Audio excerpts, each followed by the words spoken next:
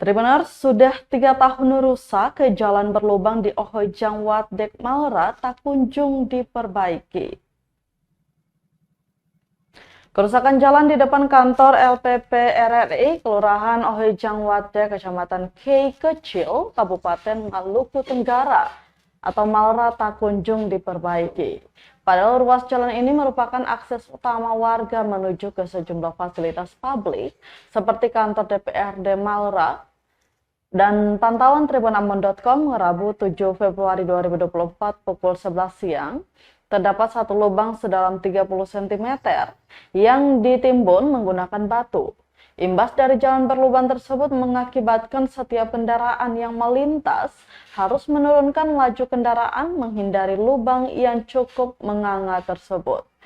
Salah seorang tukang ojek di kawasan tersebut, Gani Derwotubun, menuturkan, melalui sumbangan sukarela dari kawan-kawannya pernah berinisiatif untuk menambal jalan tersebut, namun rusak lagi. Akhirnya, lantaran sudah setahun rusak lagi, selama ini tidak ada tindakan yang diambil dari dinas terkait. Oleh sebab itu, dia berinisiatif menutup sementara dengan batu agar menjadi peringatan kepada warga yang melintas di kawasan tersebut. Dirinya berharap Tribuners semoga ada kepedulian dari dinas teknis terkait agar ke depan meminimalisir korban akibat jalan berlubang menahun yang tak kunjung diperbaiki.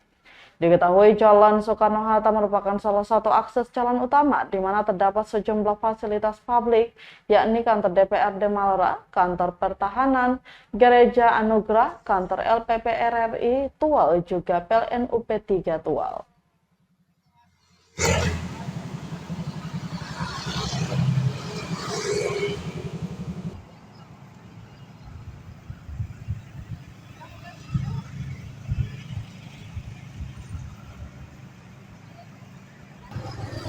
Download Tribun X sekarang, menghadirkan lokal menjadi Indonesia.